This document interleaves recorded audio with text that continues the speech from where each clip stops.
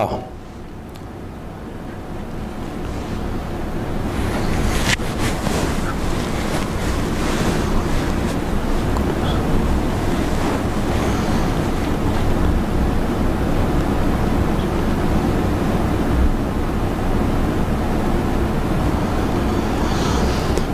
اعوذ باللہ من الشیطان اللعین الرجیم بسم اللہ الرحمن الرحیم الحمد للہ رب العالمین الصلاة والسلام علی اشرف الانبیاء والمرسلین شفیع المذنبین الذی بعثہ رحمۃ للعالمین سیدنا و مولانا و مولا الثقلین جد الحسن والحسین ابی القاسم محمد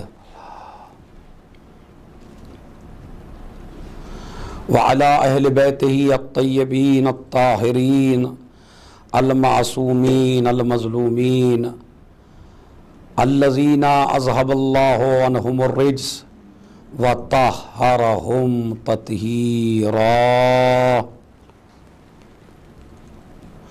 ولعنۃ اللہ علی اعدائہم اجمعین من یومنا ھذا الی قیام یوم الدین اما بعد السلام علیک یا وارث آدم صفوۃ اللہ السلام علیک یا وارث نوح نبی اللہ السلام علیک یا وارث ابراہیم خلیل اللہ السلام علیک یا وارث موسیٰ کلیم اللہ السلام علیک یا وارث عیسیٰ روح اللہ السلام علیک یا وارث محمد حبیب اللہ السلام علیک یا وارث امیر المؤمنین ولی اللہ صلوات بھیجے محمد اور آل محمد پر۔ آج 7 محرم ہے اور اب کچھ ہی دن باقی ہیں کہ جس سال جس دن اور جس بڑے مصیبت ناک المناک دن کے انتظار میں ہم اور آپ سال بھر گزارتے ہیں، اس کے آنے میں کل 3 دن باقی ہیں۔ عاشور کا دن بڑا غمناک المناک دن ہے، اور یہ 7 محرم وہ ہے کہ جس میں آل محمد کے اوپر مصائب کے پہاڑ ٹوٹنے شروع ہو گئے ہیں، آل محمد پر سختیوں کے دن شروع ہو گئے ہیں۔ 7 محرم میں آل محمد کے خیام میں پانی نہیں رہا، اور جو پانی موجود تھا وہ پانی ختم ہو چکا ہے۔ اس عشرے کا موضوع زیارت وارثہ اور حسین ابن علی ہے، اور ان مجالس کا مقصد بھی یہی ہے کہ آپ اس عشرے کو سننے کے بعد، ان مجالس کو سننے کے بعد اپنی زندگی کا شعار اور وظیفہ بنا لیجئے کہ ہم زیارت وارثہ کو ترک نہیں کریں گے، چاہے مرد ہوں، چاہے عورتیں ہوں، چاہے جوان ہوں۔ آپ اپنی زندگی میں زیارت وارثہ کو لا کے دیکھیے، دنیا کی ہر کامیابی آپ کے قدم چومے گی، ہر مراد آپ کی پوری ہوگی، ہر حاجت آپ کی پوری ہوگی اگر آپ زیارت وارثہ کو اپنی زندگی کا شعار بنا لیتے ہیں۔ اسی لیے یہ جو میں محنت کر رہا ہوں اور آپ کی خدمت میں ہلکے ہلکے تھوڑی تھوڑی ہسٹری بیان کر رہا ہوں، یہ صرف اس لیے کر رہا ہوں تاکہ آپ کے اندر یہ شعور پیدا ہو، اور جب زیارت وارثہ آپ پڑھیں تو آپ کو یہ لگنا چاہیے کہ میں کیا کہہ رہا ہوں۔ اسی لیے میں ایک ایک فقرے پر 2 3 مجلسیں پڑھ رہا ہوں تاکہ کچھ نہ کچھ آپ کے ذہن میں رہے جب آپ زیارت وارثہ پڑھیں۔ اس لیے کہ سلام کرنا مستحب ہے، جواب دینا واجب ہے۔ جب آپ حسین ابن علی کو بدل بدل کے سلام کریں گے، کبھی اے آدم کے وارث، کبھی اے نوح کے وارث، کبھی اے ابراہیم کے وارث، کبھی اے موسیٰ کلیم اللہ کے وارث، جب آپ اس طرح حسین کو سلام کریں گے تو ہر سلام پہ تمہارے لیے میرے مولا کا جواب آئے گا۔ 11 سلام ہے زیارت وارثہ میں۔ السلام علیکہ یا وارث آدم صفوت اللہ 1، السلام علیکہ یا وارث نوح النبی اللہ 2، السلام علیکہ یا وارث ابراہیم خلیل اللہ 3، السلام علیکہ یا وارث موسیٰ کلیم اللہ 4، السلام علیکہ یا وارث عیسیٰ روح اللہ 5، السلام علیکہ یا وارث محمد حبیب اللہ 6، السلام علیکہ یا وارث امیر المومنین ولی اللہ 7، السلام علیکہ یا ابن محمد المصطفیٰ، السلام علیکہ یا ابن علی المرتضیٰ، السلام علیکہ یا ابن فاطمۃ الزہراء، السلام علیکہ یا ابن خدیجۃ الکبریٰ۔ یہ 11 دفعہ جب آپ سلام کریں گے تو کیا آپ کو میرے مولا کا جواب 11 بار نہیں آئے گا؟ اگر آپ سلام کرتے ہیں بدل بدل کے تو میرا مولا بھی جواب دیتا ہے آپ کو۔ کتنا خوش نصیب ہے وہ مومن جو ہر روز زیارت وارثہ رات میں پڑھے، اور زیادہ بہتر ہے کہ اپنے مکان کی چھت پہ جا کے پڑھیے۔ حسین ابن علی کے روزے کی طرف رخ کیجئے، انگلی کا اشارہ کریے اور اس کے بعد پڑھیے یہ زیارت، تو آپ کو میرے مولا کا سلام آئے گا۔ آج کا بیان میرا یہاں سے شروع ہوتا ہے، السلام علیکہ یا وارث موسیٰ کلیم اللہ، اے موسیٰ کلیم اللہ کے وارث، خالی موسیٰ کے وارث نہیں، کلیم اللہ۔ امام نے انبیاء کی ذات کا تذکرہ بھی کیا، امام نے انبیاء کی صفات کا تذکرہ بھی کیا۔ خالی حسین آدم کے وارث نہیں ہے، صفوت اللہ کے بھی وارث ہیں۔ خالی حسین نوح کے وارث نہیں ہیں، نبی اللہ کے بھی وارث ہیں۔ خالی حسین ابراہیم کے وارث نہیں ہیں، خلیل اللہ کے بھی وارث ہیں۔ خالی حسین موسیٰ کے وارث نہیں ہے، کلیم اللہ کے وارث ہیں۔ کلیم اللہ، اب اس کا ترجمہ تاکہ جب آپ زیارت وارثہ پڑھیں میری ماں بہنیں اور آپ، تو آپ کے ذہن میں رہے کہ ایک ایک لفظ کے معنی، سلام ہو آپ پر اے موسیٰ کے وارث جو کلیم اللہ ہے، مطلب کیا؟ جس سے اللہ نے کلام کیا ہے۔ یہ شرف ہر نبی کو نہیں ملا، ہر رسول کو نہیں ملا، ہر ولی کو نہیں ملا، ہر بندے کو نہیں ملا، ہر چاہنے والے کو نہیں ملا، ہر مقرب بارگاہ کو نہیں ملا۔ یہ نبیوں میں، رسولوں میں اگر کسی کو امتیاز حاصل ہے کہ جس سے اللہ نے کلام کیا ہے تو وہ ہے خالی موسیٰ۔ اسی لیے کہتے ہیں کلیم اللہ، اللہ نے جس سے کلام کیا ہے۔ اللہ کا کلام کرنا آسان بات نہیں ہے، ذرا غور فرمائیں آپ۔ اللہ جس سے کلام کرے، یہ اتنا پیارا نبی ہے، اتنا عظیم نبی ہے کہ اس سے اللہ کلام کر رہا ہے اور اس کا لقب ہو گیا کلیم اللہ۔ لیکن آپ ذرا غور فرمائیں اور توجہ دیں کہ کلیم اللہ کی معنی کیا ہے، یعنی جس سے اللہ نے کلام کیا ہو۔ لیکن اللہ نے سب کو چھوڑ کے انہی سے کلام کیوں کیا؟ تاکہ میرے جوان بھائیوں کے ذہن میں، ناظرین محترم اور میری ماں بہنوں کے ذہن میں یہ ریزنز آ جائیں، یہ وجوہات آ جائیں، یہ اسباب آ جائیں، کیوں کہا اللہ نے موسیٰ کو کلیم اللہ، اور کیوں اللہ نے یہ شرف بخشا کہ موسیٰ سے کلام کیا۔ اب میں آپ کو روایت کی طرف لے چلتا ہوں۔ 5ویں امام محمد باقر علیہ السلام سے روایت ہے، اوحی اللہ الی موسیٰ، اللہ نے موسیٰ کی طرف وحی کی، اور وحی کیا کی وہ سنیے، اتدری لما استفیتک لکلامی دون خلقی، اے موسیٰ کیا تم جانتے ہو کہ ہم نے تمہیں اپنے کلام سے مخصوص کیوں کیا؟ کسی سے کلام نہیں کیا، آپ سے کلام کیا۔ آپ جانتے ہیں کیوں؟ اب آواز آئی موسیٰ کی، پروردگار مجھے معلوم نہیں ہے، تو ہی بتا دے کہ تو نے مجھ سے کلام کیوں کیا۔ آواز قدرت آئی، اے موسیٰ میں نے اپنے تمام بندوں کی ہسٹری کو پڑھا، میں نے اپنے تمام بندوں کو دیکھ لیا، ان کے ظاہر کو بھی دیکھ لیا، ان کے باطن کو بھی دیکھ لیا۔ پوری مخلوق میں جس کے دل میں ذرہ برابر گھمنڈ نہیں ہے، غرور نہیں ہے، تکبر نہیں ہے، تواضع ہے، انکساری ہے، جھکاؤ ہے، وہ تو ہے۔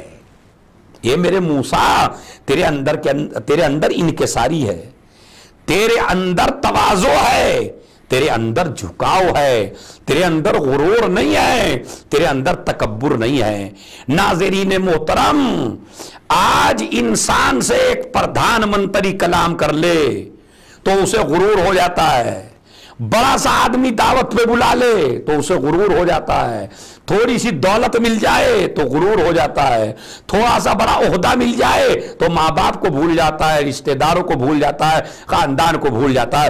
یاد رکھنا، اللہ کی نظر میں سب سے ذلیل انسان وہ ہے کہ جس کے اندر غرور ہو، جس کے اندر تکبر ہو۔ اسی طرح جتنا جتنا انسان غرور کرتا چلا جائے گا اتنا ہی اللہ کی نظروں میں ذلیل ہوتا چلا جائے گا، جتنا جتنا اللہ کے سامنے غرور کو چکنا چور کرتا چلا جائے گا اللہ اسے اتنا ہی بلند کرتا چلا جائے گا۔ ایک صلوات بھیج دے محمد اور آل محمد پر۔ لہذا کوئی ضرورت نہیں ہے تکبر کرنے کی، کوئی ضرورت نہیں ہے غرور کرنے کی، کوئی ضرورت نہیں ہے گھمنڈ کرنے کی۔ آئیے بارگاہ حسین ابن علی میں، آئیے مجلس حسین ابن علی میں۔ دو جگہ وہ ہے جہاں انسان کا غرور چکنا چور ہوتا ہے، یا مسجد خدا ہے یا مجلس حسین ہے۔ مسجد میں بھی جا کے غرور چکنا چور ہوتا ہے اور مجلس میں آ کے بھی غرور چکنا چور ہوتا ہے۔ تکبر پہ لعنت کرو، تکبر کو چھوڑ دو، گھمنڈ کو چھوڑ دو، غرور کو چھوڑ دو۔ کیوں؟ اسی لیے اللہ نے جب اپنی مسجد میں بلوایا، مسجد میں اپنے گھر میں بلوایا تو بھی غریب کو امیر کے برابر کھڑا کر کے غرور چکنا چور کر دیا۔ جب خانہ کعبہ میں حج پہ بلوایا تو جو غریب نے لباس پہنا وہی رئیس نے لباس پہنا۔ جب دنیا سے چلے گئے بارگاہ خدا میں پہنچے تو بھی سب کا کفن ایک ہی تھا، امیر اور غریب میں کوئی فرق نہیں تھا۔ یہ تین جگہ اللہ نے بتایا تکبر نہ کرو، گھمنڈ نہ کرو۔ ایک ایسی چیز ضرور آنے والی ہے جب تکبر ختم ہو جائے گا، جب غرور چکنا چور ہو جائے گا۔ تو اے موسیٰ تیرے اندر غرور نہیں ہے، تیرے اندر تکبر نہیں ہے۔ دلیل کیا ہے؟ غور سے سماعت فرمائیں۔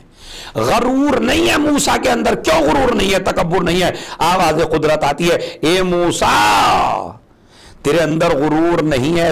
دلیل کیا ہے؟ اذا صلیتا وَضَعْتَ خَدَّيْكَ عَلَى التُّرَابِ، اس لیے کہ جو تب تو نماز پڑھتا ہے اور نماز میں تو سجدے میں جاتا ہے تو تو اپنے رخساروں کو زمین پر رگڑتا ہے۔ آپ جانتے ہیں جب آپ سجدہ کرتے ہیں تو سجدہ کیسے کرنا چاہیے؟ پہلے پیشانی کو رگڑیے، پھر دانہ رخسار رگڑیے، پھر بایاں رخسار خاک پہ رکھ دیجئے، زمین پہ رکھ دیجئے، اپنی پیشانی رکھیے، دانہ رخسار رکھیے۔ ایسے کرتے ہیں نا، پہلے ایسے کیا، پھر ایسے کیا، پھر ایسے کیا، خاک پہ رکھ دیجئے۔ یہ دلیل ہے اس بات کی کہ آپ کے اندر تکبر نہیں ہے، یہ دلیل ہے اس بات کی کہ آپ کے اندر گھمنڈ نہیں ہے۔ جب تو اے موسیٰ اپنا سر سجدے میں رکھتا ہے تو یہ دلیل ہے، اور تو رگڑتا ہے اپنے رخساروں کو، تو رگڑتا ہے اپنی پیشانی کو۔ اب سمجھ میں آیا کہ جناب موسیٰ کو اللہ نے کلیم کیوں بنایا؟ سجدے کی وجہ سے۔ اس لیے کہ سجدہ سب سے زیادہ انسان کے غرور کو چکنا چور کرتا ہے، لہذا سجدے کی وجہ سے اللہ نے موسیٰ کو اپنا کلیم بنایا۔ یہ ایک روایت ہے۔ دوسری روایت سنیے، اللہ نے موسیٰ کو اپنا کلیم کیوں بنایا؟ تو ایک تک تکبر نہیں تھا، غرور نہیں تھا۔ دوسرے اللہ کا حکم ہے یہ بھی کہ جب اللہ نے موسیٰ کو اپنا کلیم بنا لیا تو آواز قدرت آتی ہے، اے موسیٰ جب سجدے میں جایا کرو تو اپنا ہاتھ سجدے کی جگہ پر رکھ کر اس کو پیشانی سے لگایا کرو۔ اے میرے ناظرین محترم، اے میرے مجلس پڑھنے والوں، یہ ہماری رسم نہیں ہے، یہ ہمارا رواج نہیں ہے، یہ ہمارا طریقہ نہیں ہے۔ جب ہم سجدہ کرتے ہیں تو سجدہ گاہ پہ ہاتھ رکھتے ہیں، ایسے کرتے ہیں، یہ طریقہ نہیں ہے۔ آج انشاءاللہ آپ کی نالج میں اضافہ ہوگا۔ اور اس کا فائدہ کیا ہے؟ بعض لوگ ایسے ہیں جو کرتے نہیں ہیں، بعض لوگ ایسے ہیں سجدہ گاہ پہ ہاتھ رکھتے ہیں، اس کو کرتے ہیں پھر ایسے لگا لیتے ہیں پورے بدن کے اوپر۔ حکم شریعت ہے یہ ہماری رسم نہیں ہے۔ اللہ نے کہا موسیٰ جب سجدہ کیا کرو تو اپنا ہاتھ سجدہ گاہ پہ رکھا کرو، وَامْسَحْ بِهَا وَجْهَكَ، اور پھر اسے اپنے چہرے پہ پھیرا کرو۔ ایسے رکھیے، ایسے پھیریے، اور اس کے بعد اپنے بدن کے اوپر پھیریے ایسے۔ اس کا فائدہ کیا ہے؟ آواز قدرت آتی ہے کہ جب آپ سجدہ گاہ پر سجدے کی جگہ پر ہاتھ رکھ کے اپنی پیشانی پر، اپنے منہ پر، اپنے رخساروں پر پھیریں گے اور اپنے بدن پہ پھیریں گے تو اللہ اس عمل کے ذریعے نہ جانے کتنے مرض ہیں، نہ جانے کتنی بیماریاں ہیں جو اللہ آپ کے جسم سے دور کر دیتا ہے اور آپ کو شفا بخشتا ہے۔ اس کا مطلب یہ ہے کہ اگر عام زمین پر بھی آپ سجدہ کریے تو اپنے ہاتھ کو اٹھائیے، اور ہاتھ کو اٹھانے کے بعد پیشانی پہ لے جائیے، منہ پہ پھیریے، پورے بدن پہ پھیریے، تو یہ آپ کو شفا پہنچاتا ہے، بیماریوں سے دور کرتا ہے۔ اب سمجھ میں آیا کہ ہم اپنے سجدہ گاہ کی جگہ یہ حسین کی خاک کیوں استعمال کرتے ہیں؟ اس لیے کہ ایک شفا تو خود ہے تراب میں، اور ایک شفا ہے حسین ابن علی کی خاک میں، اس لیے کہ خون حسین ملا ہوا ہے۔ تو لہذا یہ سنت موسیٰ ہے، اپنے بدن پر مس کیجئے، اور اس مس کرنے کی وجہ سے اللہ تمہاری ساری بیماریوں کو، سارے امراض کو، ساری جسم کی پریشانیوں کو دور کرتا ہے۔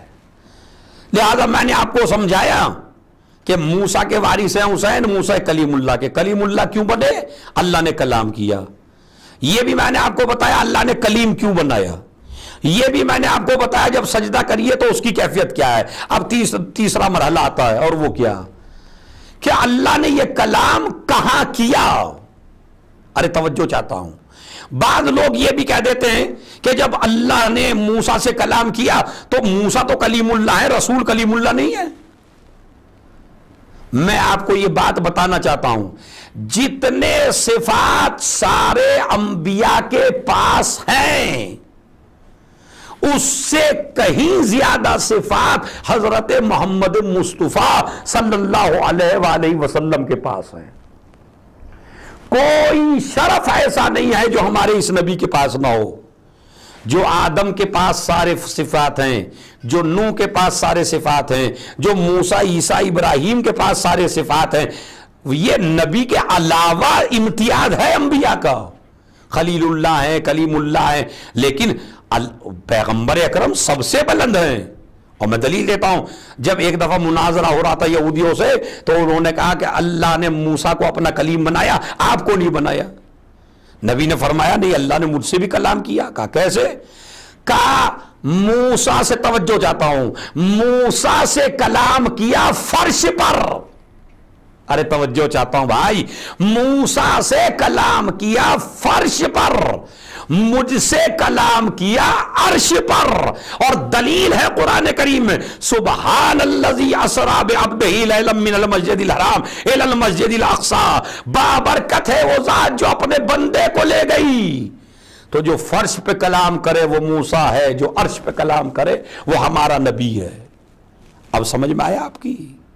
عرش پہ کلام کیا ہمارے نبی سے بھی، تو موسیٰ سے اب سوال یہ ہوتا ہے کہاں کلام کیا؟ اب کوئی کہتا طور پر، طور ایک پہاڑ کا نام ہے، وہ پہاڑ کہاں ہے؟ کوئی کہتا مصر میں، کوئی کہتا اختلاف ہے، لیکن میں نے جو روایات پڑھی وہ میں آپ کو بتا دیتا ہوں جو میری سمجھ میں آتی ہیں۔ وہ کیا ہے؟ طور کے پہاڑ پر جناب موسیٰ جاتے تھے، اللہ درخت میں اپنا کلام پیدا کرتا تھا اور اس درخت سے آواز آتی تھی اور نبی موسیٰ ان کا جواب دیتے تھے۔ یہ کلام کی جگہ طور کے اوپر، طور پہ کیا تھا سن لیجئے۔ اب طور ایک پہاڑ ہے اور یہ وہی پہاڑ ہے کہ جس میں آدم کی اور نوح کی قبر ہے۔ آج آپ دیکھ لیجئے آدم اور نوح کی قبر کہاں ہے۔ مجھے نہیں پتا، ناظرین محترم ماشاءاللہ آپ لوگ زیارتوں پہ جاتے، نجف گئے ہیں؟ نجف میں علی کے روضے پہ گئے ہیں؟ تو بتائیے میرا مولا کہاں، میرے مولا کی قبر کہاں ہے؟ کہ نجف اشرف میں۔ اور ان کے برابر میں کون ہے؟ جناب آدم اور جناب نوح۔ اسی لیے جب آپ نجف جاتے ہیں تو نجف میں جب حضرت امیر المومنین کی زیارت پڑھتے ہیں تو اسی میں جناب آدم و نوح کی اسی لیے 6 رکعت نماز پڑھیے امیر المومنین کی قبر پہ جا کے، 2 رکعت امیر المومنین کی، 2 رکعت جناب آدم کی، 2 رکعت جناب نوح کی۔ تو آدم و نوح پہلو میں ہیں ہمارے امام امیر المومنین علیہ الصلوۃ والسلام کے، وہاں پہ دفن ہے۔ طور پہ یہ قبریں تھیں، اللہ کو معلوم تھا یہاں پر میرے ولی امیر المومنین علی کی قبر بنے گی، لہذا طور پہ اس لیے کلام کیا، شجر بھی وہی تھا۔ ارے توجہ چاہتا ہوں، جہاں علی اور امیر المومنین، علی امیر المومنین اور آدم و نوح کی قبر ہے، وہاں کلام کیا، اس لیے کہ علی کی قبر بننے والی ہے وہاں، اور وہ بنی نے تیار تھی پہلے سے۔ جب حسن حسین پہنچے تو بنائی نہیں ہے، تیار تھی پہلے سے، جو تیار کر رکھی ہے۔ آدم و نوح برابر میں ہیں۔ اب میں آپ سے توجہ چاہتا ہوں، اب میرا ایک دل کہتا ہے میرے مولا کی فضیلت میں ایک جملہ کہنے کو، اور وہ کیا ہے؟ موسیٰ سے بھی اس لیے کلام کیا طور کے اوپر کہ وہاں علی کی قبر بننے والی ہے۔ ارے توجہ چاہتا ہوں میں۔ اسی طرح جب فرش پہ کلام ہوا تو بھی بغیر علی کے وسیلے کے نہ ہوا، اور جب عرش پہ نبی معراج میں پہنچے اور اللہ نے کلام کرنا شروع کیا تو ایک مرتبہ آواز آئی نبی کی، اے پروردگار کیا علی مجھ سے پہلے آ گئے؟ کہا نہیں علی نہیں، میں کلام کر رہا ہوں۔ پروردگار لہجہ تو علی کا ہے۔ کہا اصل میں جب آپ گھبرا رہے تھے تو میں نے آپ کے دل کو پڑھا اور میں نے یہ دیکھا کہ تمہارے دل میں سب سے زیادہ محبت کس کی ہے، تو مجھے خدا نے یہ پایا کہ تیرے دل میں علی سے زیادہ کسی کی محبت نہیں ہے، لہذا میں نے کلام اس لیے علی کے لہجے میں کیا کہ نہ مجھے علی سے زیادہ کسی سے پیار ہے، نہ تجھے علی سے زیادہ کسی سے پیار ہے۔ صلوات بھیج دے محمد اور آل محمد پر۔ تجھے بھی سب سے زیادہ پیار علی سے ہے، مجھے بھی سب سے زیادہ پیار علی سے ہے۔ تو ناظرین محترم اب بتائیے آپ کا نظریہ کیا ہے؟ مسلمانوں کا نظریہ کیا ہے؟ قرآن پڑھنے والوں کا نظریہ کیا ہے؟ سمجھ رہے ہیں؟ لا الہ الا اللہ پڑھنے والوں کا نظریہ کیا ہونا چاہیے؟ نہ اللہ کو علی سے زیادہ کوئی پسند، نہ رسول کو علی سے زیادہ کوئی پسند۔ تو اگر ہم اللہ والے ہیں تو ہمیں علی پسند ہونے چاہیے، اگر ہم رسول والے ہیں تو ہمیں علی پسند ہونے چاہیے، لیکن اگر ہمیں علی ہی پسند نہیں ہے تو اس کا مطلب ہے نماز پڑھ کے بھی آپ اللہ والے نہیں ہیں، روزہ رکھ کے بھی آپ اللہ والے نہیں ہیں، حج کر کے بھی آپ اللہ والے نہیں ہیں، خمس و زکوٰۃ دے کے بھی آپ اللہ والے نہیں ہیں، مدرسے کھول کے بھی آپ اللہ والے نہیں ہیں، تعلیم دے کے بھی آپ اللہ والے نہیں ہیں۔ اس لیے کہ اللہ والا جب بنتا ہے جب اس سے پیار ہو جسے اللہ سے پیار ہے۔ ایک صلوات بھیج دیں محمد اور آل محمد پر۔ لہذا پوری کائنات میں میرا مولا علی وہ ہے کہ جسے اللہ بہت پیار کرتا ہے۔ اسی لیے کسی شاعر نے بڑی اچھی بات کہی تھی، علی کے نام کا چرچا بہت ہے، علی کے نام کا چرچا بہت ہے، مسلمان بھی مگر بہرا بہت ہے، مگر ہوتی ہے جب جنت کی باتیں یہی بہرا ہے جو سنتا بہت ہے۔ ایک صلوات بھیج دیں محمد اور آل محمد۔ تو عزیزو یاد رکھیے میرا مولا علی ان سے پیار کیجئے، ان سے الفت کیجئے، اس لیے کہ اللہ کا محبوب علی، رسول کا محبوب علی، اللہ اور رسول جی سے سب سے زیادہ پیار کرے وہ ہے علی ابن ابی طالب۔ تو ہمارے ایمان کا تقاضا یہ ہونا چاہیے کہ ہمیں بھی علی سے سب سے زیادہ پیار ہونا چاہیے۔ اور یہی وجہ ہے کہ جب معراج سے میرا نبی آیا، پیغمبر آیا، تو ایک مرتبہ میرے مولا کے پاس آئے، میرے مولا نے کہا یا رسول اللہ معراج کے حالات آپ بیان کریں گے یا میں؟ ارے توجہ چاہتا ہوں، ایک ایک آدمی سے غور چاہتا ہوں، توجہ کا طالب ہوں، میں بیان کروں معراج کے حالات یا آپ بیان کریں گے؟ کہا نہیں آپ بیان کیجئے۔ میرے مولا نے بیان کرنا شروع کیا، کہا جہاں جہاں آپ جا رہے تھے وہاں وہاں میں دیکھ رہا تھا۔ نبی نے بھی کہا علی ایسا لگتا ہے جیسے آپ ہر جگہ میرے ساتھ تھے، نیچے بیٹھے بیٹھے آپ آسمان پہ دیکھ رہے تھے۔ لوگ کہتے ہیں بھلا یہ کیسے ممکن ہے، حجابات اتنے ہیں تو علی کیسے دیکھ رہے تھے نبی کو؟ اب آج کے زمانے میں تو بھائی ایک مثال دیتا ہوں میں، پوری مثال تو صحیح نہیں ہے لیکن ذرا آپ غور کر لیجئے۔ امریکہ میں آپ بیٹھے ہوئے ہیں، میں ہندوستان میں بیٹھا ہوں، واٹس اپ ویڈیو کال آپ نے کی، نہ جانے کتنے حجابات ہیں، لیکن میں آپ کو دیکھ رہا ہوں، آپ مجھے دیکھ رہے ہیں۔ تو اس کا مطلب ہے اگر دنیا کی ٹیکنالوجی میں اتنی طاقت ہے کہ 1 کروڑوں میل کا آدمی واٹس ایپ کے اوپر اس ملک سے اس ملک میں دیکھ سکتا ہے، تو جن کے پاس عصمت کی ٹیکنالوجی ہو، ایک صلوات بھیج دے محمد اور آل محمد پر، بھلا وہ کیوں نہیں دیکھ سکتے؟ اور جب آئے نبی معراج سے تو فرشتوں نے پوچھا، انہوں نے صحابہ نے پوچھا یا رسول اللہ معراج پہ گئے تھے کیا کیا ہوا؟ نبی حالات بتا رہے، بے آئیے لغتن خاطب ربکا، بتائیے آپ سے اللہ نے کس لہجے میں بات کی؟ نبی نے فرمایا خاطبنی بلغت علی، مجھ سے بات کی علی کے لہجے میں۔ اما کتنوں کو تو سانپ سونگ گیا یہ سنتے ہی، کتنے لوگ تو مرنے کو ہو گئے، دم نکلنے کو ہو گیا۔ ارے یہ تو یہی علی علی ہوتا تھا تو پریشان تھے، لیکن اب عرش پہ بھی علی علی ہو رہا ہے، مگر وہاں آپ کو اختیار کچھ نہیں ہے۔ کس کے لہجے میں؟ کہ علی کے لہجے میں گفتگو کی پروردگار عالم نے۔ روک لیتے پروردگار کو، الزام لگا دیتے کوئی پروردگار کے اوپر، لیکن اللہ کا علی کے لہجے میں گفتگو کرنا شب معراج، یہ اس بات کی دلیل ہے کہ جتنا پیار علی سے ہے اتنا پیار کسی سے نہیں ہے، ورنہ لہجے تو سب کے موجود تھے، لیکن گفتگو صرف علی کے لہجے میں ہو رہی ہے۔ السلام علیکہ یا موسیٰ کلیم اللہ، اے کلیم اللہ موسیٰ کے وارث تم پہ ہمارا سلام ہو۔ یہ موسیٰ کون ہے یہ بھی سن لیجئے۔ موسیٰ وہ ہے کہ جو ایک بادشاہ کے زمانے میں پیدا ہوئے ہیں، اور اس بادشاہ کا نام ہے فرعون۔ فرعون ایک ظالم و جابر بادشاہ۔ فرعون دیکھیں، فرعون ایسے ہی نہیں بن جاتا، پیدا فرعون نہیں ہوا تھا، زمانہ فرعون بناتا ہے۔ آپ کا حق نہ کہنا فرعون بناتا ہے، آپ کا چپ رہنا انسان کو فرعون بنا دیتا ہے۔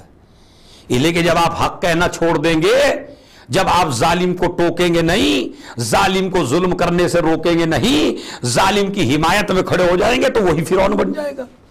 یہ فرعون قبرستان میں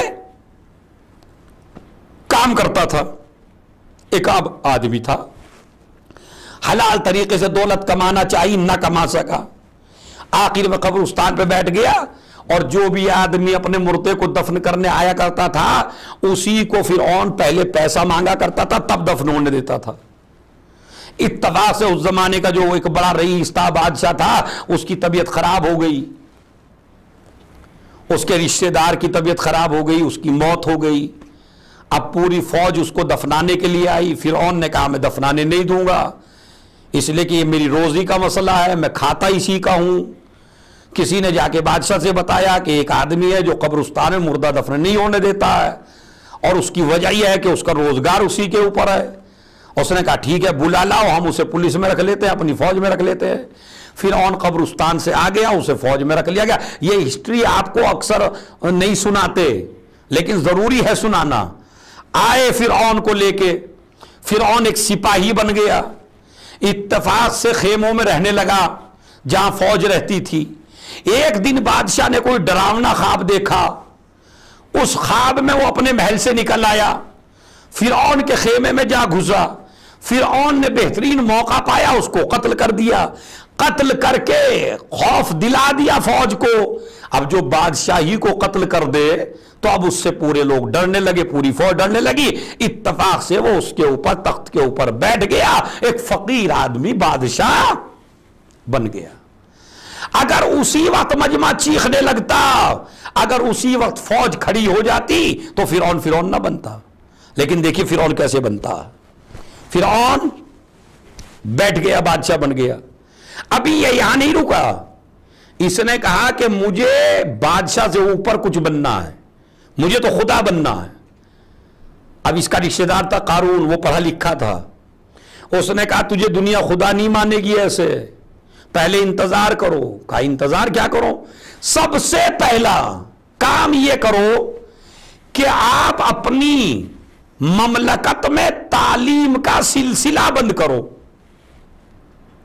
بچوں کو تعلیم نہ دو, بچوں کو جاہل پیدا کرو. جب بچے پروان چڑھیں گے, جوان ہوں گے اور جاہل ہوں گے تو وہ کسی کو بھی خدا مان لیں گے. تعلیم ہے جو آپ کو کسی کے سامنے جھکنے نہیں دیتی, نالج ہے جو آپ کو یزید کی بیعت نہیں کرنے دیتی. حکمراں, ظالم حکمراں کے سامنے نہیں جھکتے آپ, یہ آپ کی نالج ہے, آپ کی تعلیم ہے. اسی لیے نبی نے فرمایا اطلبوا العلم من المہد الی اللحد, گہوارے سے لے کے لحد تک علم حاصل کرو, نالج لو.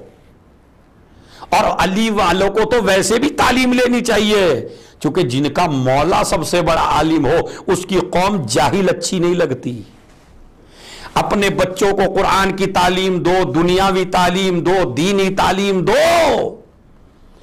اور جناب زینب کبریٰ سلام اللہ علیہ نے یہ مجلس عزا کی بنیاد خالی رونے کے لیے نہیں رکھی تھی, بلکہ قیامت تک کے لیے زینب نے دربار یزید میں حسین ابن علی کی مجلس کی شکل میں ایک یونیورسٹی دنیا میں قائم کی کہ جس میں نہ مذہب کی قید ہے, نہ مسلک کی قید ہے, نہ جوان کی قید ہے, نہ بچے کی قید ہے. دنیا کی یونیورسٹیوں میں اور حسین کی یونیورسٹی میں یہی فرق ہے کہ نہ یہاں مذہب دیکھا جاتا, نہ مسلک دیکھا جاتا, نہ آدمی کی عمر دیکھی جاتی, بلکہ ہر آدمی کو نالج دی جاتی ہے, علم دیا جاتا ہے. یہ مجلس عزا نہیں ہے, یہ علم پھیلانے کا ایک بہترین طریقہ ہے. اگر آپ بچوں کو تعلیم نہیں دیں گے, بچوں کو علم نہیں دیں گے, اور مجلسوں میں بھی اگر آپ خالی اس طرح کی مجلسیں پڑھوائیں گے جس میں نالج ہی نہ ہو, نہیں. حسین ابن علی کی قربانی کو یاد کیجئے. حسین ابن علی نے قربانی اسی لیے دی تھی, خود زیارت اربعین میں فقرہ موجود ہے صادق آل محمد امام جعفر صادق علیہ السلام کا. فرماتے ہیں لِيَسْتَنْقِدَ وَبَدَلَ مُحْجَتَهُ فِيكَ لِيَسْتَنْقِدَ عِبَادَكَ مِنَ الْجِهَالَ وَحَيْرَةِ الزَّلَالَ. اے میرے جد مظلوم, آپ نے اپنی جان کو اس لیے قربان کیا راہ خدا میں تاکہ لوگ جہالت سے نکل کر علم کی وادیوں میں آ جائیں, حیرت کی وادیوں سے نکل کر یقین کی وادیوں میں آ جائیں. تو لہذا حسین ابن علی کے غم کا مقصد, مجلس کا مقصد, شہادت کا مقصد علم پھیلانا ہے. علم دو, نالج دو. ہر دیہات میں علم ہونا چاہیے, ہر گاؤں میں تعلیم کا انتظام ہونا چاہیے.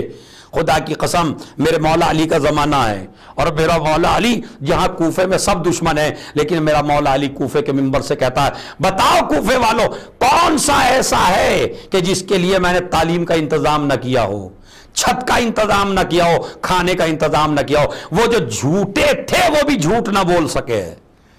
تعلیم, اسی لیے نہج البلاغہ میں امام حسن کو وصیت کی, میرے لاڈلو یتیم بچے تمہارے سامنے ضائع نہ ہونے پائیں. خالی ان کے کھانے کا خیال نہیں رکھنا بلکہ ان کی تعلیم کا انتظام بھی رکھنا ہے. نہ جانے کتنے پاکستان میں, امریکہ میں, ہندوستان میں نہ جانے کتنے غریب ایسے ہیں جن کے بچے یتیم ہیں لیکن ان کی تعلیم کا کوئی انتظام نہیں ہے. زیادہ سے زیادہ ہم یتیم پہ اگر رحم بھی کرتے ہیں تو یتیم پہ رحم کا مطلب ہے اسے کچھ کھانے کو دے دیجیے، اسے 2 پیسے دے دیجیے، نہیں، یہ 2 پیسے دے دینا حل نہیں ہے، بلکہ اس کو تعلیم دلائیے، اس کو نالج دلائیے، اس کو جاب دلائیے، اس کو اس کے پیروں پہ کھڑا کیجیے تاکہ وہ کسی کا محتاج نہ رہے۔ یہ ہے یتیم۔ یتیم کی ایسے پرورش کیجیے جیسے اپنے بچوں کی جاتی ہے، کسی کو بغیر تعلیم نہ رہنے دیجیے۔ ماشاءاللہ بڑے بڑے رئیس ہو، بڑے بڑے دولت مند ہو، جب قبر میں چلے جاؤ گے تو یہ دولت یہی رہ جائے گی۔ یہ نہ سوچو ہمارا بیٹا ہمارے اوپر ہمارے مرنے کے بعد دولت خرچ کرے گا۔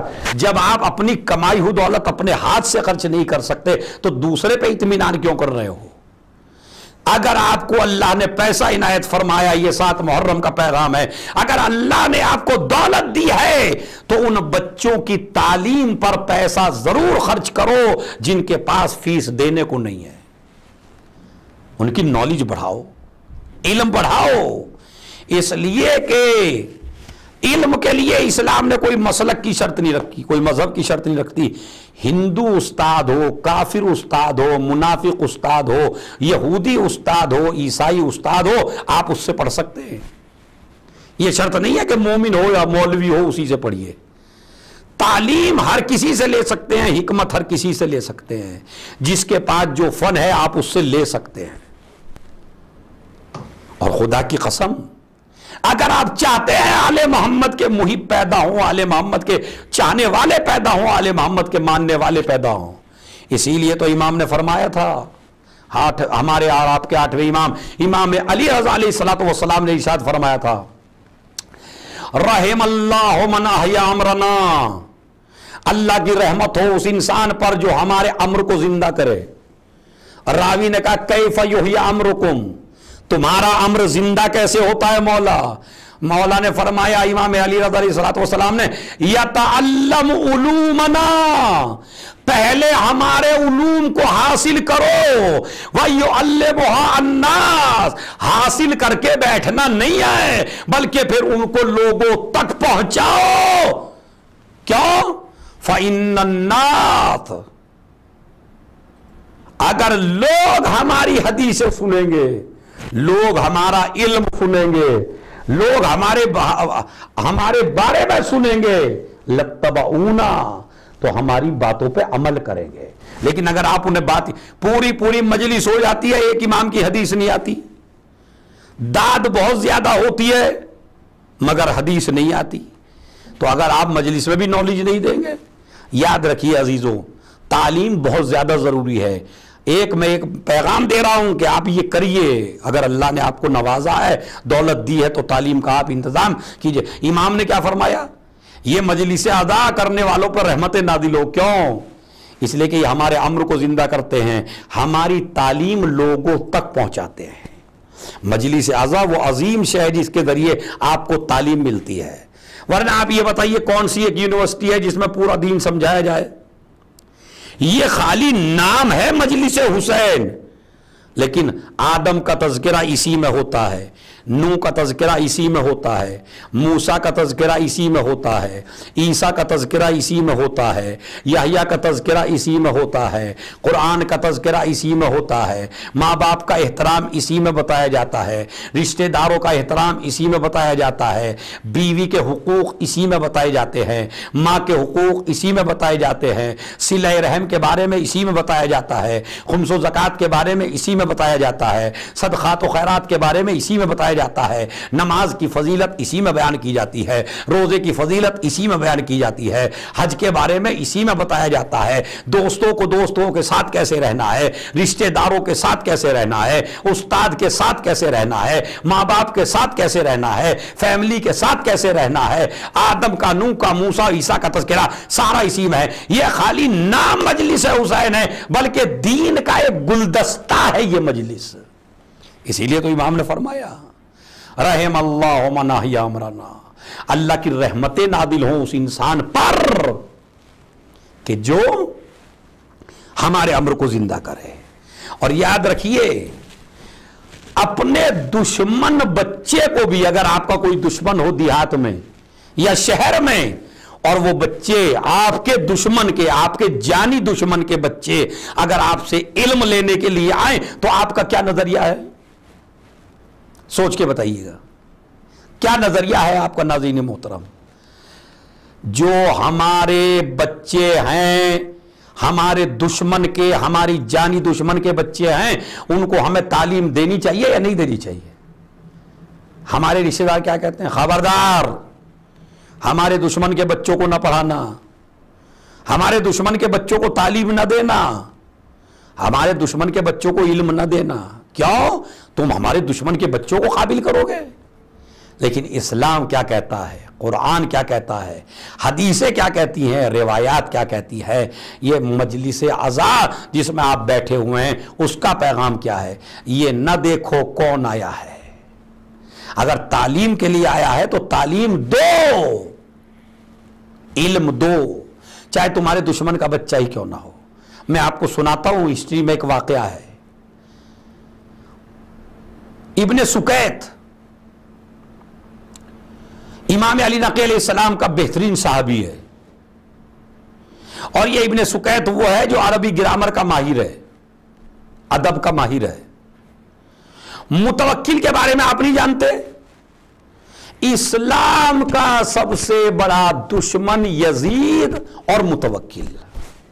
یہ متوکل وہ ہے جس طرح آپ کہتے ہیں اے کاش میں حسین کے ساتھ ہوتا، یہ متوکل بھی اس طرح کہتا تھا کاش میں کربلا میں یزید کے ساتھ ہوتا تو میں حسین سے جنگ کرتا اور زینب کو اور ان کی عورتوں کو بھی میں وہی قتل کر دیتا۔ کتنا بڑا ملعون ہے! اس نے یزید سے بھی زیادہ ظلم کیے ہیں۔ اس نے باقاعدہ قبر حسین پہ حل چلوائے ہیں، اس نے باقاعدہ قبر کو مسمار کروایا ہے، اس نے باقاعدہ پانی چھڑوایا ہے، اس نے زائروں کو قتل عام کیا ہے، اس نے گلے کاٹے ہیں، اس نے ہاتھ کاٹے ہیں، اس نے زیارت پہ پابندی لگائی ہے۔ اتنا بڑا ظالم۔ اور اس کے دربار میں ایک آدمی آیا تھا کرتا تھا جو پیٹ میں کپڑا رکھنے کے بعد میرے مولا کی نقل بنایا کرتا تھا، اور علی ابن ابی طالب کا اس کے دربار میں مذاق اڑایا جاتا تھا۔ کتنا بڑا ملعون ہے! اس سے بڑا ملعون ہو سکتا ہے؟ اور بتاتا ہوں میں آپ کو۔ اس کے دربار میں مستقل میرے مولا کی توہین کی جاتی تھی، لیکن ایک دن اس کے دربار میں شہزادی کونین حضرت فاطمہ زہرا سلام اللہ علیہا ان کی توہین کی گئی اس کے دربار میں۔ اور جب اس کے دربار میں ان کی توہین کی جاتی ہے تو ایک مرتبہ سارے علماء کھڑے ہو گئے، کہنے لگے کہ اس کا قتل واجب ہے، اس کا قتل واجب ہے۔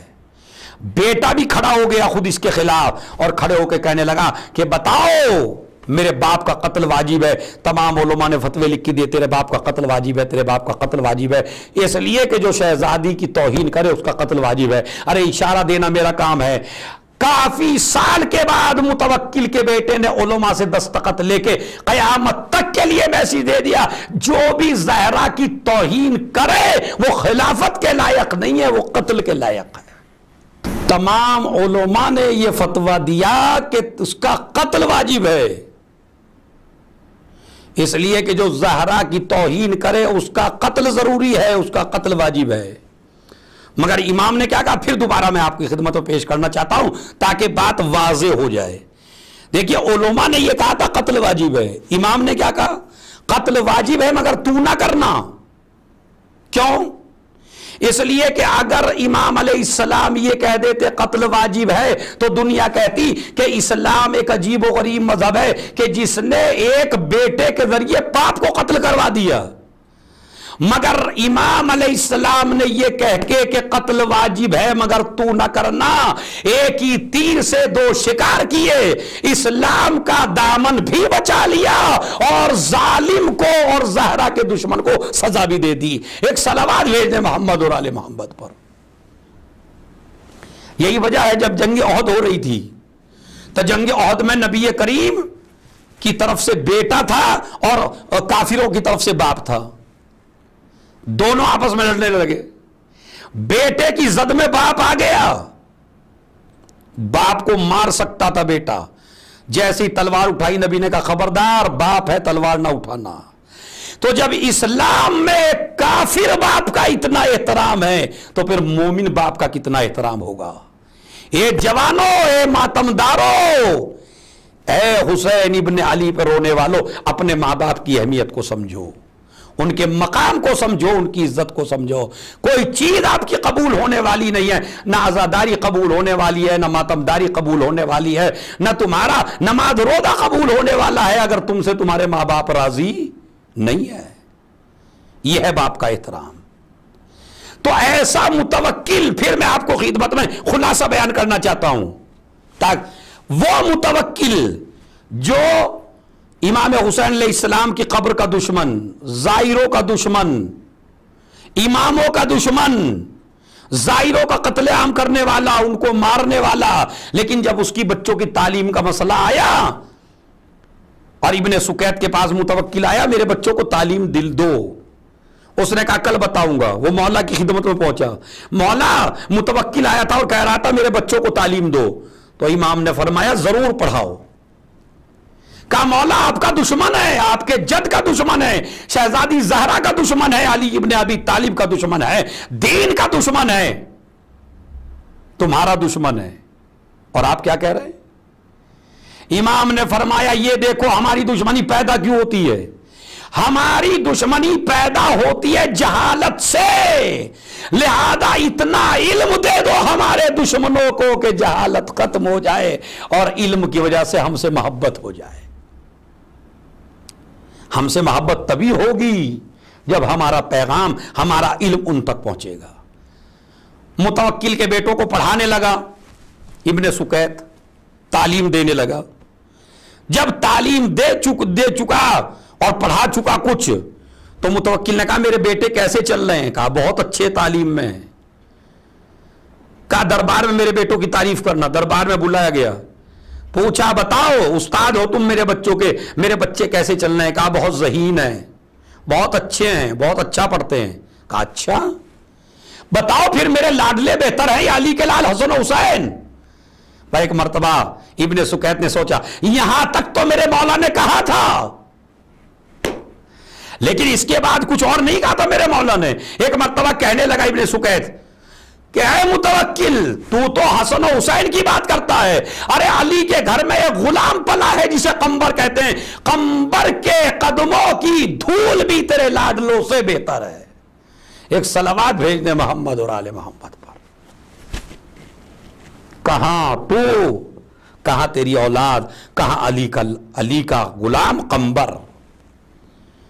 اس لیے ضروری ہے، یہ آج کی مجلس کا میرا پیغام ہے کہ اپنے بچوں کو نالج ضرور دیجئے، تعلیم ضرور دیجئے، دین ضرور سکھائیے.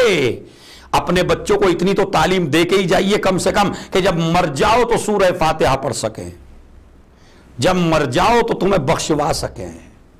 میں یہ نہیں کہتا ڈاکٹر ہی نہ پڑھائیے، انجینئر بنائیے، ڈاکٹر بنائیے، جج بنائیے، مگر علوم آل محمد بھی بتائیے.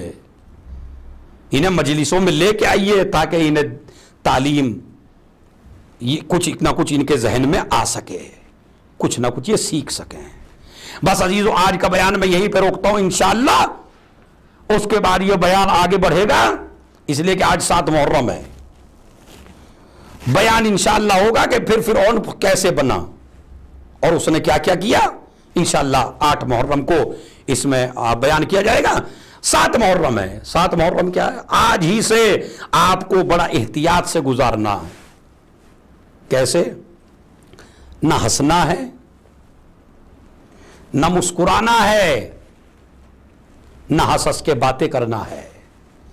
اس لیے کہ آل محمد پر سختی کے دن شروع ہو گئے ہیں.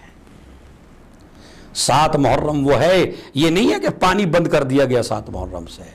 پانی تو 2 محرم سے بند ہے، لیکن جو خیموں میں پانی تھا وہ 7 محرم کو ختم ہو گیا. آج حسین کے خیموں میں واویلا ہے، آج حسین کے خیموں میں آواز العطش ہے. میں نے روایات میں پڑھا ہے، ایک حکایت ہے کہ ایک غریب آدمی تھا،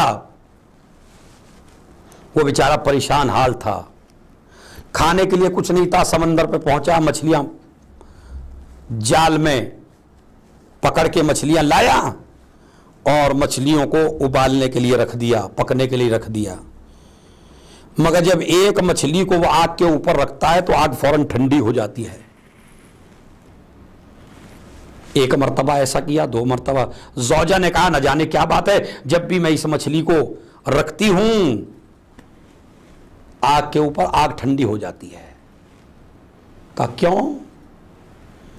ابھی یہ باتیں کر رہے تھے کہ اسے ایک آواز سنائی دی، اور آواز کیا تھی کہ تم تو دنیا کی بات کرتے ہو، اگر اس مچھلی کو جہنم کے ساتوں طبق بھی جلانا چاہیں تو نہیں جلا سکتے۔ کیوں؟ اس نے کہا کیوں؟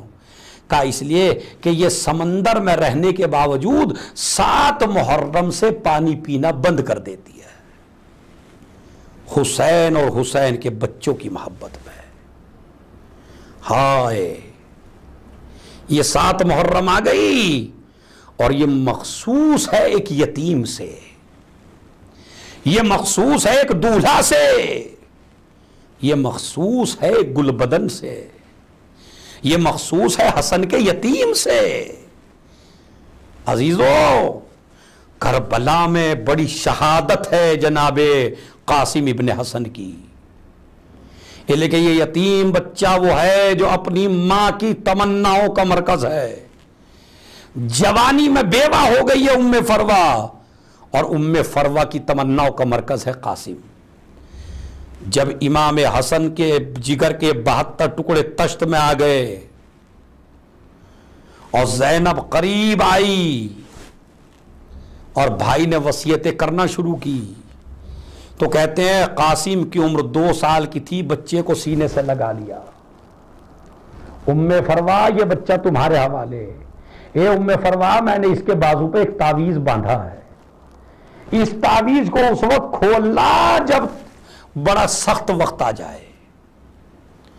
تعویذ باندھ دیا، بچے کو حوالے کر دیا۔ میں کہوں گا قاسم بڑے خوش نصیب ہو، تم یتیم ہو رہے ہو تو حسین جیسا چچا موجود ہے، عباس جیسا چچا موجود ہے، زینب جیسی پھوپھی موجود ہے، گود میں لینے والے موجود ہیں، لیکن جب کربلا میں سکینہ یتیم ہوگی۔ امام حسن دنیا سے چلے گئے، امام حسین علیہ السلام کا زمانہ آیا، حسین ابن علی نے مدینہ چھوڑا، مدینہ چھوڑ کے مکہ آئے، مکے سے کربلا آئے، کربلا میں عاشور کا دن آ گیا، اصحاب نے اپنی اپنی قربانیوں کو پیش کیا، اہل بیت کے گھر سے بھی اپنی اپنی قربانیاں پیش ہونے لگی، مسلم کے لاڈلوں کے لاشیں آ گئے، زینب کے لاڈلوں کے لاشیں آ گئے۔ ماں بار بار کہتی ہے قاسم سے، میرے لال تم کب جاؤ گے اپنے چچا پہ اپنی جان قربان کرنے کے لیے؟ اے میرے لال، ارے جب جنگ میں جانا تو کوئی کمی نہ کرنا، اس لیے کہ اگر کوئی کمی تم نے کی تو یہ کہیں گے ماں کا اثر آ گیا ہوگا۔ تم حسن کے لال ہو، حسن کی تمنا ہو، اے میرے لال تم کیوں نہیں جاتے؟ اور بچہ جاتا ہے، کہتا ہے اماں بار بار اجازت لیتا ہوں مگر چچا اجازت نہیں دیتے۔ چچا کہتے ہیں میرے لال تجھے مرنے کی اجازت کیسے دے دوں؟ حد یہ ہے کہ جب 9 محرم میں فہرست شہداء پڑھی جا رہی ہے، سب کے نام حسین نے لیے، ایک مرتبہ قاسم کھڑے ہوئے، چچا کیا میرا نام نہیں ہے؟ کہا یہ بتاؤ بیٹا موت تمہارے نزدیک کیا ہے؟ کہا احلی من الاصل، شہر سے زیادہ شیریں ہے۔ کہا چچا میرا نام 3 دفعہ کہا۔ ارے کہا میرے لال تیرے نام کا کیا، اس میں تو تیرے بھائی اصغر کا بھی نام ہے۔ میں ایک مرتبہ تڑپ گئے تلوار لے کے، کہتے چچا ارے کیا دشمن خیموں میں آ جائیں گے؟ کہا نہیں میرے لال، تیرا چچا علی اصغر کو خود لے کے جائے گا۔ ابھی یہ باتیں ہو رہی ہیں مگر پھر بھی اجازت نہ ملی۔ ام فروا کے بعد یاد آئی کہ حسن نے وصیت کی تھی، ایک تعویذ بندھا ہے، تعویذ کو کھولا، پڑھا، جس میں لکھا ہوا تھا کہ کربلا میں تو نہ رہوں گا، ارے میری طرف سے میرے قاسم کو قربان کر دینا۔ یہ بھائی کے نام تحریر تھی۔ ام فروا کا دل مطمئن ہو گیا، زینب کے پاس لے کے آئی، زینب نے بھائی کی تحریر کو پڑھا، ایک مرتبہ بھتیجے کو لے کے آئی ہے، اے بھیا لو بھائی کی تحریر پڑھ لو۔ حسین نے حسن کی تحریر پڑھی، اتنا روئے جیسے جنازے پہ روتے ہیں، اور اس کے بعد اپنے قاسم کو سینے سے لگا لیا۔ اے میرے لال، ارے تیرے بدن سے میرے بھائی کی خوشبو آ رہی ہے۔ फक़द ग़ुशिया अलैहिमा, भतीजे को सीने से लगा के इतना रोए, दोनों को गशा गया। ए आज़ादारो, अरे जहां पानी मौजूद न हो, अरे ज़ैनब कैसे होश में लाए भाई को। एक मर्तबा अश्क बहाने शुरू किए, कभी कासिम के रुखसार पर, कभी हुसैन के रुखसार पर, दोनों उठे। इमाम ने एक संदूकची मंगाई, उसमें से इमाम ने हसन का लिबास निकाला, हसन का मामा निकाला, पहना दिया। जीरा पहनाने की कोशिश की मगर कोई जीरा बदन पे नहीं आती। इतना छोटा बच्चा है, 13 साल का है। हुसैन इब्ने अली ने अमामा बांधा मगर अमामे के दोनों सिरे लटका दिए सीने की तरफ। जब ये बच्चा खेमों में पहुंचा, अरे बीबियों ने रोना शुरू कर दिया, ए मौला, अरे इसे दूल्हा बनाया है या इसे मर जिंदगी में कफन पहना दिया। बीबियां समझ गई।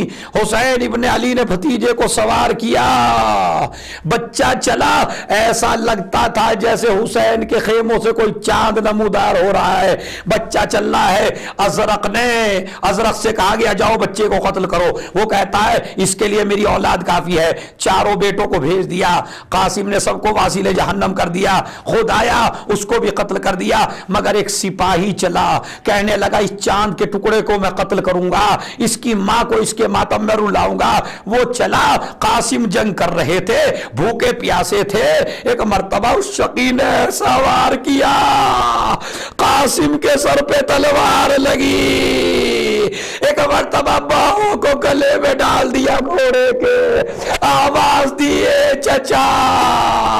मक्तल कहता है हुसैन इतनी तेजी से ना अकबर के लाशे पे गए ना अब्बास के लाशे पे गए मगर कासिम के लाशे पे चले, कासिम की तरफ दौड़े। हुसैन ने कातिल पे हमला किया, कातिल ने अपनी मदद के लिए फौज को पुकारा, फौज आने लगी, इधर के घोड़े इधर, इधर के घोड़े इधर। अरे बीच में कासिम रह गए। जब भी घोड़े की टाप सीने पे पड़ती थी आवाज देते थे चचा, ए मेरे चचा। मक्तल कहता है अरे हुसैन उस वक्त पहुंचे जब कासिम का लाशा पामाल हो गया, बैठ गए। अरे मेरे बच्चे मुझे माफ कर देना, अरे तेरा चचा। इसीलिए इमाम ज़माना फरमाते हैं सलाम हो शहीद पर जिसकी दानी पसलियां बाई तरफ आ गई थी, बाई पसलियां दानी तरफ आ गई थी। तमाम शहीदों ने हुसैन का साथ दिया, भूखे रह के प्यासे रह के कत्ल हो के, मगर कासिम वो शहीद है जिसने हुसैन का साथ ऐसे दिया। कासिम का लाशा भी पामाल हुआ, हुसैन का लाशा भी पामाल हुआ, मगर फर्क है कासिम का जिंदगी में पामाल हुआ, हुसैन का लाशा मरने के बाद पामाल हुआ।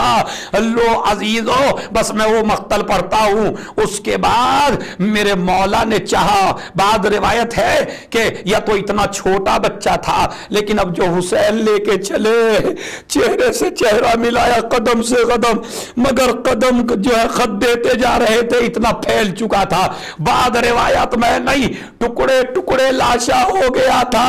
एक टुकड़ा इधर पड़ा है, एक टुकड़ा इधर पड़ा है, एक टुकड़ा इधर पड़ा है। तमाम टुकड़ों को हुसैन ने इकट्ठा किया, अपनी आबा को बिछाया, उसके बाद सर पे रखा, लेके चले, खेमे के दरवाजे पे पहुंचे। ज़ैनब इंतजार कर रही है, ए भैया, अरे सबके लाशें तो खेमे में लेके आए, अरे कासिम का लाशा क्यों नहीं लेके आए? बीबियां इंतजार कर रही है। ज़ैनब ने वो गठरी रख दी।